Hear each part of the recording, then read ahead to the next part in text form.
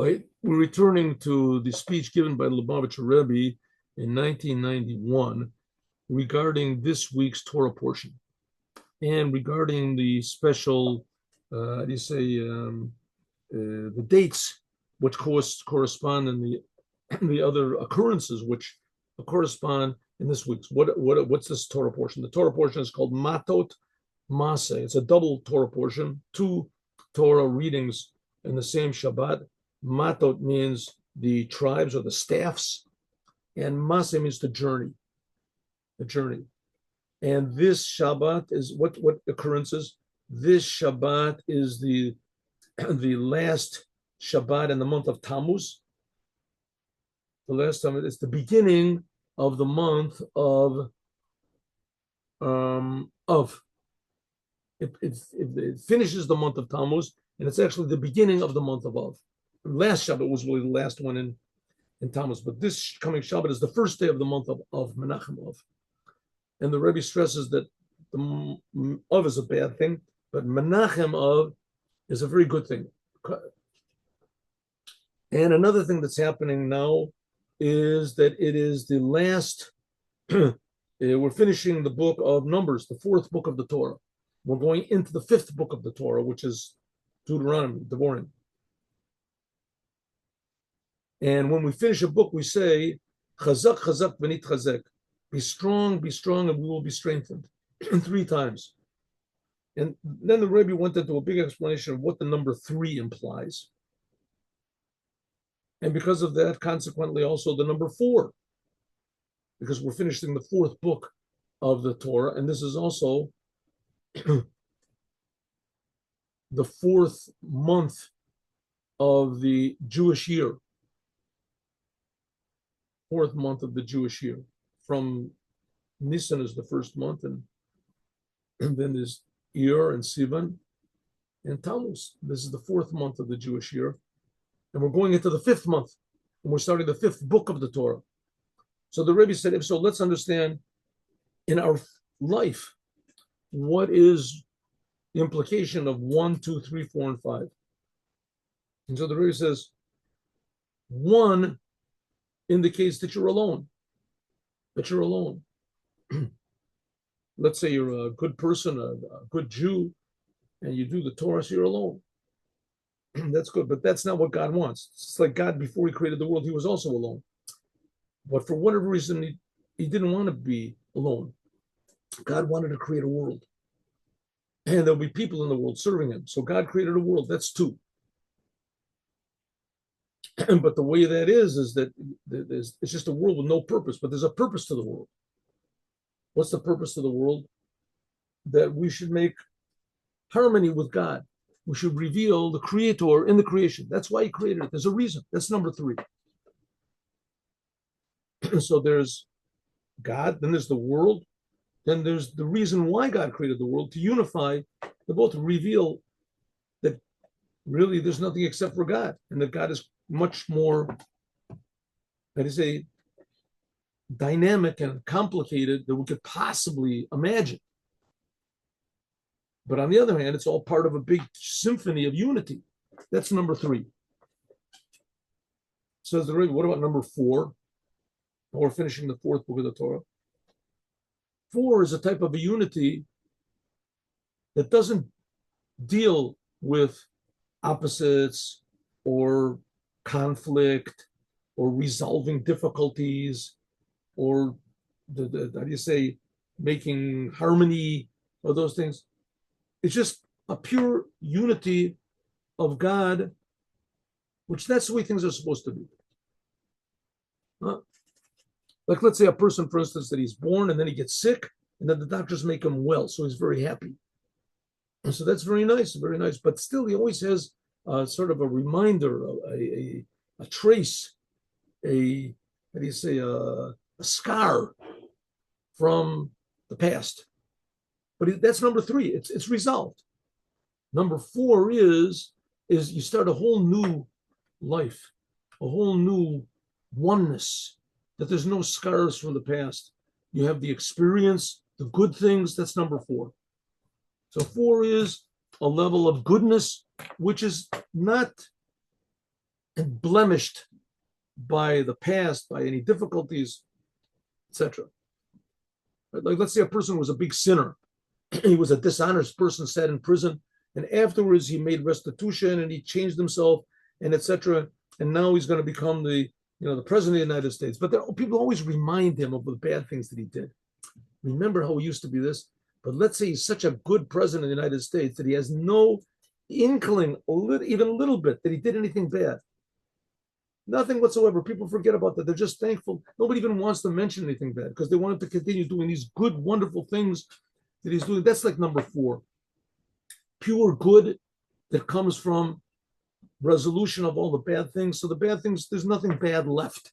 That's number 4. What's number 5? A level which is above that. That's going to be like the future redemption, where not only won't there be any bad, and not only will forget about the bad, but it'll just be a whole different story of oneness. It says that's like the idea of the raising of the dead. There'll be no trace of death left in the world, no trace of bad, pure godliness. How that's going to be, we can't translate that with the terms that we've got. It's the terms we've got. We can't translate it. It's like you want to say a person, you want to be a genius in mathematics. Okay, is being a genius in mathematics, is that like, how much does that cost to be $1 million? What about $1 billion? All the money in the world you can't pay to become a genius in mathematics. It's just a different thing, right? To be a genius in music, to be a genius in anything.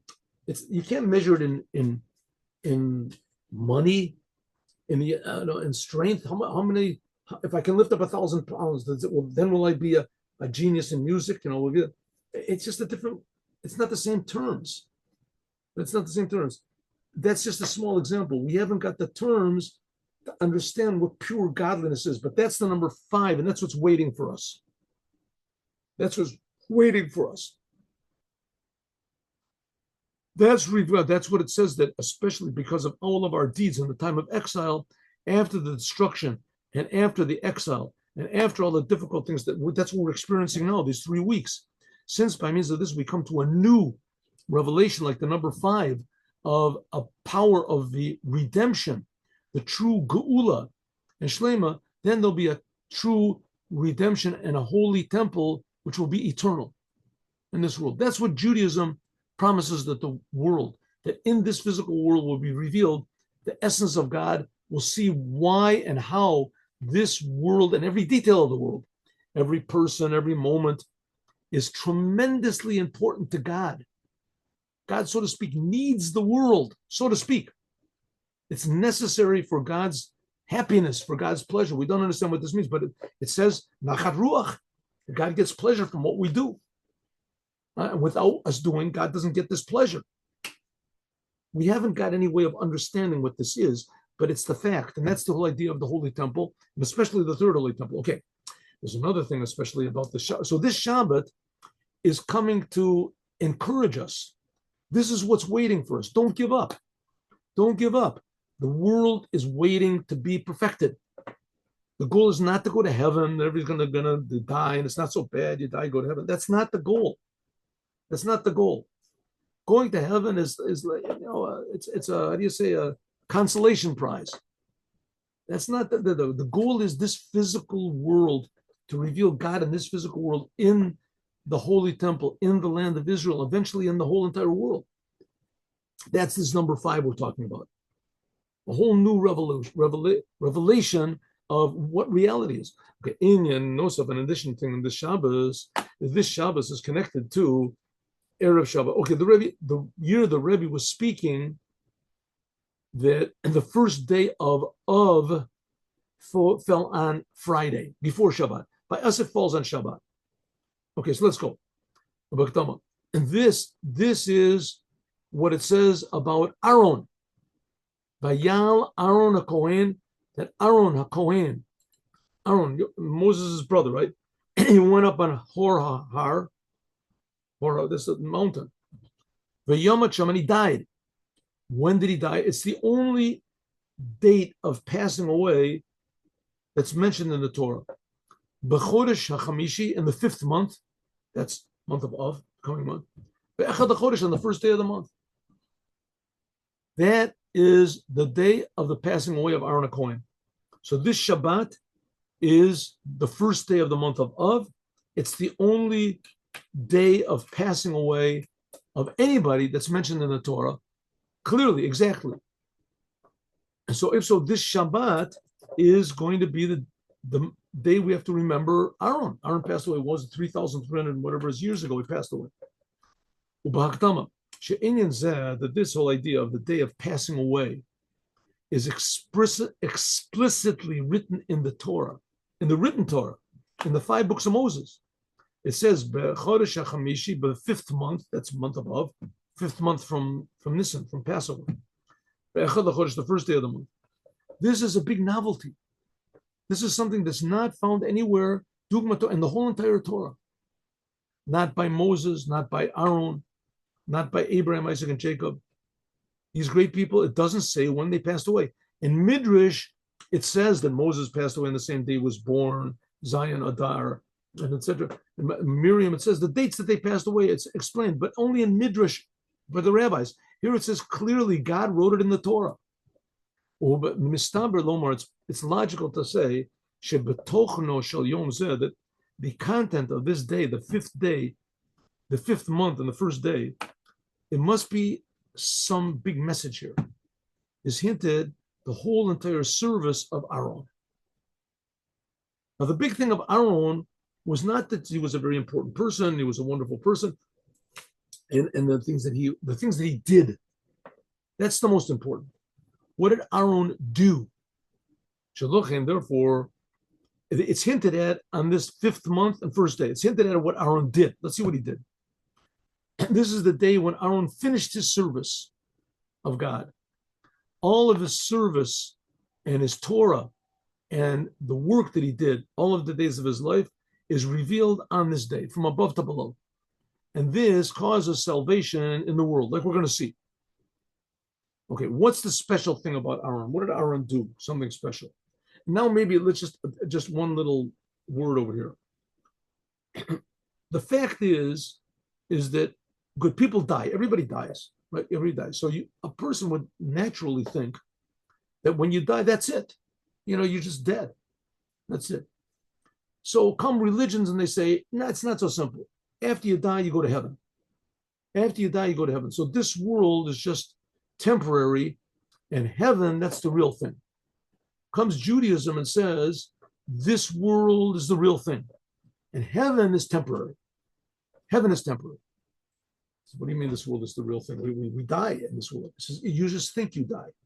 But the fact is that every good deed that you do, every good thing that you do, that's according to the Torah, good deed, and it could be you don't even know that it's according to the Torah, because God never remains a debtor. People that do good things, they get rewarded. But what decides good and bad is the Torah. It says you do a good thing in this world. When you do it, it seems to you that good deed lasted a minute. You took an old lady across the street, you gave a dollar to a poor person, whatever. It seems to you that thing you did is a minute. And come along religions and say, but really that thing stands up in heaven and you're going to get a reward in heaven. Comes Judaism and says, no, the fact of the matter is when you do a good deed in this physical world, it remains in this physical world a good deed, infinite godliness. You just don't see it. We don't have the eyes to see it. That's called exile. When a person dies, passes away, so this world doesn't cover over anymore the good deeds that we did. And then we see how precious this physical world was, that when we did a good deed, that good deed remains infinite. Because God is creating the world infinitely every second. When we do what God wants, it gives God pleasure. And God's pleasure means that it's infinite. So it seems to us it lasted a minute because we're in a physical body and we're trapped in the world. We're trapped in exile. But after a person dies, as he sees that it really wasn't so. It wasn't so. But the raising of the dead, then we'll really see what this physical world is. We'll really see. You don't have to wait until getting a little ray of it after you die. You'll get the real. It says that when a person passes away like Aaron, all of the deeds and all of the Torah, everything he did is revealed and it shines in this physical world. The special thing, what was the special thing about Aaron was that he passed away was the Yar Kol Ada, that when Aaron passed away, all of the Jewish people see Gava Aaron, that Aaron died. V'yivku et Aaron shloshim yom, 30 days they wept for him. Call Beit Yisrael, all of the Jewish people, the women, the men, the women. Why? Because Aaron ran after peace.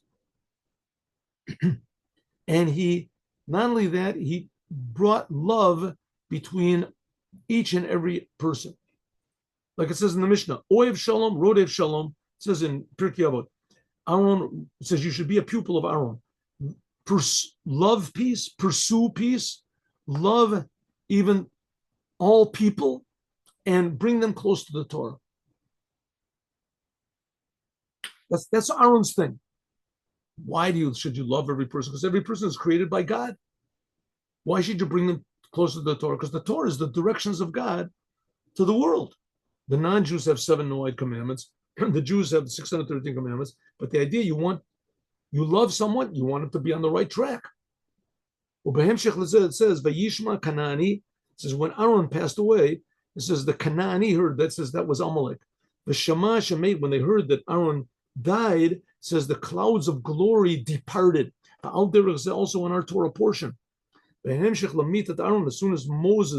soon as Aaron passed away, then Vayishma Kanani, then the Kanani heard about it. The enemies of the Jews heard. The death of Aaron. This is what did they hear? They heard that the clouds of glory that surrounded the Jews and protect them the whole time that they were in the desert. Aaron, he died right before the Jews at the end of the 40 years of being in the desert, right? So Aaron, as soon as Aaron died, it says that the clouds of glory went away. Why did they go away? What's the connection between Aaron and the clouds of glory? It says the clouds that protected the Jewish people surrounded them from above and below and all sides. It says those clouds were in the merit of Aaron. And what is the connection between these things? Why were they in the merit of Aaron? Why? Because the main thing of these clouds of glory that surrounded the Jewish people that were in the merit of Aaron, in some ways, there were 3 big miracles that happened to the Jews when they were in Egypt, when they were in the desert. One thing, manna fell from heaven. It says that was in the merit of Moses. Water came from a big rock. That was in the merit of Miriam. And clouds surrounded the Jewish people and protected them. That was in the merit of Aaron. What's the big thing of Aaron? That he brought the clouds. How are the clouds different? Why did he bring the clouds specifically? How is that different from the manna that fell in the water? That was given to all the Jewish people in the merit of Moses and Miriam. That the manna was given in a limited way. Everyone got was called Omer Legugalit, a certain measure for each person. The water, even though it came not measured out, but that each person received water according to what he needed. Huh? When a person was thirsty, you could have as much water as you wanted. You weren't thirsty, you didn't. That's not the case, the clouds of glory. The clouds surrounded everyone equally. They surrounded all the Jews without any distinction. All the Jewish people were surrounded, the older people, the younger people, the smart people, the good people, the bad. It surrounded them equally. That's all the idea of Aaron, that he brought peace and love into the world. That he loved everyone and drew them to Torah. Because of the unity, especially of the Jewish people, right? Aaron was dealing with the Jewish people, even though Briot implies everybody, but the Jewish people especially didn't make any difference to Aaron what your qualities were, or what your character is like, or what your IQ is, or what your EQ is, or whatever it is. Didn't make any difference. You're a Jew. Aaron surrounded you with love, just like the clouds of glory. And that's also hinted at in the name of Aaron. Aaron is Aleph, Har, Nun. Let's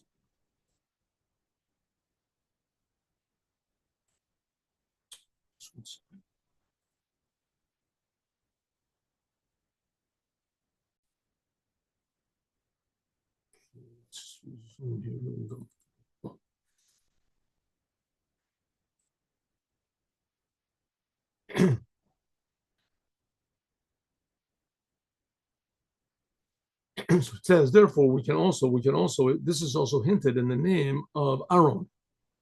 In the name of Aaron, this love, all-encompassing love, and totally indiscriminate, what do you call it? Love of every single Jew, just because they're Jews. And that's what, now why only Jews? Because Jews are the ones that are here to bring blessing to the world. So that's the reason to love every Jew. Okay. So it says, this is hinted in the name of Aaron. Aaron, Aleph, Har, Nun. Har means a mountain. This is the idea of love. Just that Abraham is connected with the mountain. They took him to the mountain. The mountain is love. It says that God held the mountain over the Jewish people. It was love. He held. And before it was Aleph of Aaron. This shows on the source of love. Aleph is number one. It's a type of a love which is before the source of love. Aleph, which is before the mountain. Aleph, and then Har. This is, Aleph stands for Aleph, Pella. Aleph, Pella. Pella means, how do you say, miraculous.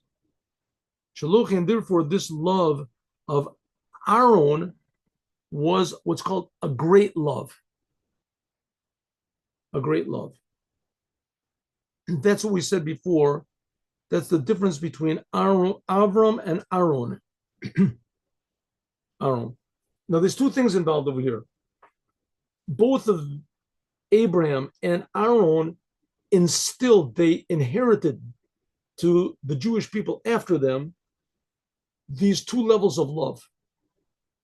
Abraham gave one type of love, and Aaron even a deeper type of love. We'll see what it is. That's the difference between Abraham, the first Jew, and Aaron. Both of them symbolize love. Love of God, us loving God, God loving us loving every Jew because God loves us and we love God, right? So we love God, so we love who God loves. Even though that Abraham and Aaron were both in a way of love, nevertheless, the love which was represented by Abraham is limited. It's limited into the world because it was before the Torah. But the level of kindness and love of Aaron, this is love, which is a great love, which is above the whole creation. We can say that this is all, not again, that's the idea of what the Jews are. The Jews are representatives of God.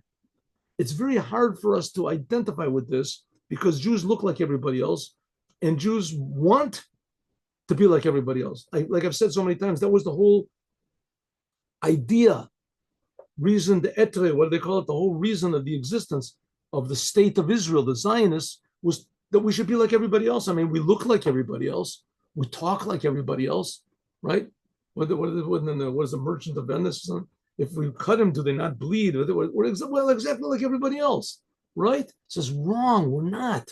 The Jewish people are called a holy nation.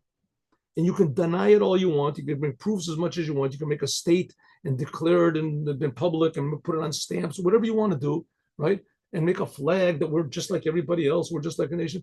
No matter what you do, you're not going to erase it. Because the Jewish people, in fact, are different. And this is explaining why. The Jewish people are here to advertise the Creator to the world and how good the Creator is. That's love. To advertise God's love in the world and to bring the world to love God. There's two aspects of this love, Abraham and Aaron. Abraham is love according to nature, what God does, how great God is, how wonderful God creates. And Aaron is like an irrational type of love. It's above any logic whatsoever. And that's how Aaron was able to love every Jew. I mean, there's some Jews that are pretty, unlovable. You don't have to take my word for it. I mean, it's pretty obvious. Some Jews are like really big disappointments, I mean, there's some, Yeshlom, we can say also that this level of this big love indicates on the seder of letters of Aaron. Aaron is Aleph, Hey, Resh, Nun. Aleph and Hey, this is the first letters of Ahava, love. Aha. The Resh, Aleph, Ha, that's love. Resh is the first letter of Rabbah, Ahava, Rabbah. And the Nun, the long Nun, shows that this love is drawn down below the line. Nun, of this tremendous love of God and God's tremendous love for us is brought down and revealed and instilled in the Jews like a nun, below, very low, below the line. Gam, also the Jewish people that are found in such a lowest level, she'em b'darg the dugmas otiot Torah, they're like the letters of the Torah, which come down below the line. Can you do it like it's known that these letters, there are three ways. There's letters which go above the line, like a lamed. There's letters which are in the middle of the line, like all the rest of the letters. And then there's letters which are below, like the letter nun, letter pei, the final letters. And they go, dugmas, like it's just like Jewish people. Some Jewish people are big tzaddikim, they go above the line. Most of the Jewish people are regular. But that's like the letters of the Torah. That Yisrael is, the first letters, Yesh, Shishim, Riboy, there are 10,000 otiot letters in the Torah. There are some Jewish people that are above the line and some below the line. The point is that this level of Aaron is a level which is above any distinctions. It encompasses the highest and the lowest together. Therefore, he had the power to unite, to join and unite all of the details of all of the different Jews in every way. I want to do one more. In even more detail, we stress the idea of Aaron is joining these two opposites. What are the two opposites? Hamshacha, bringing God down, and Allah, bringing the Jews up. Like the difference between matot and maseh, like we said before. Matot is like a staff from above to below, and maseh, which is his journeys, that's from below to above.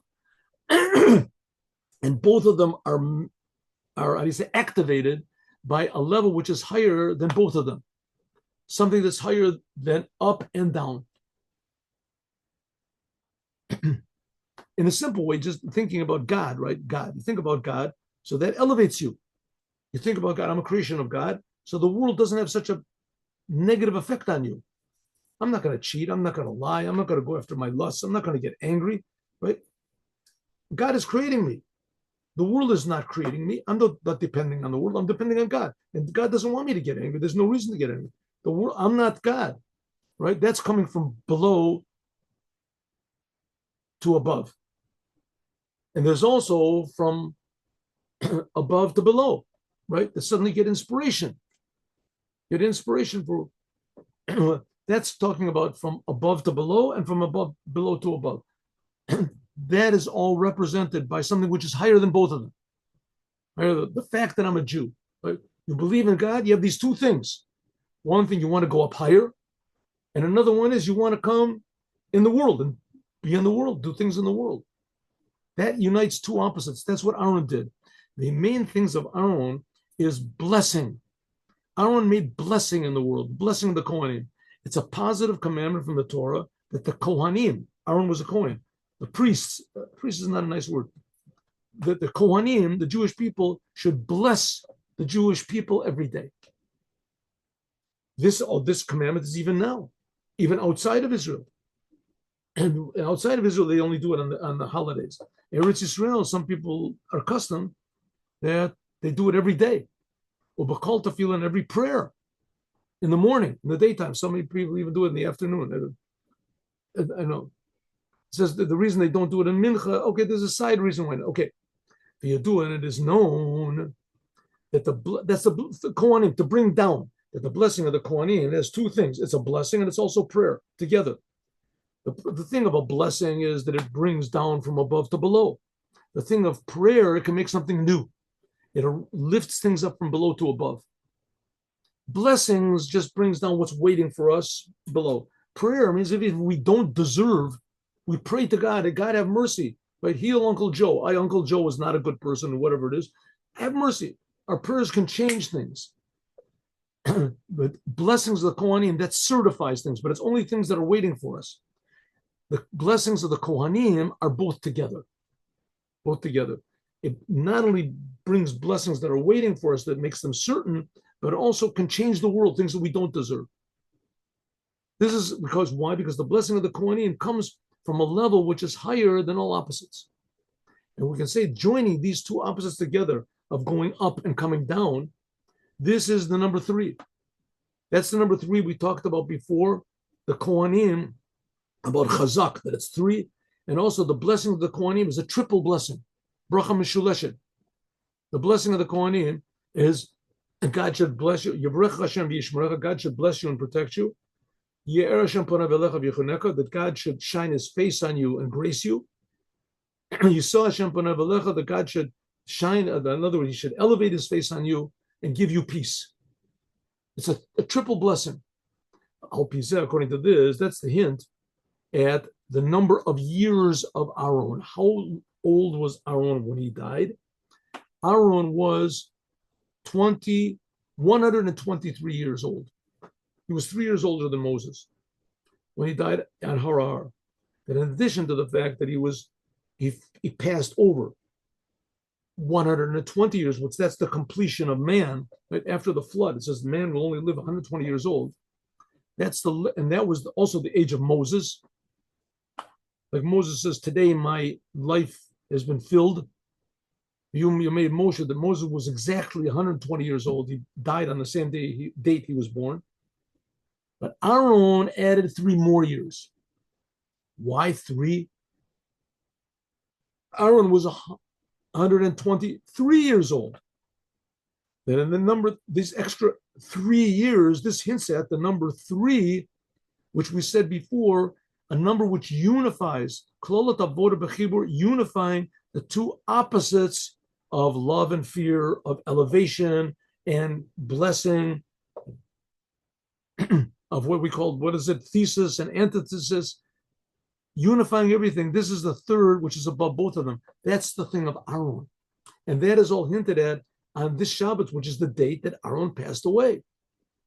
So Aaron gives us power to elevate ourselves above the world and then to bring blessing into the world. As we'll talk about more, God willing, tomorrow.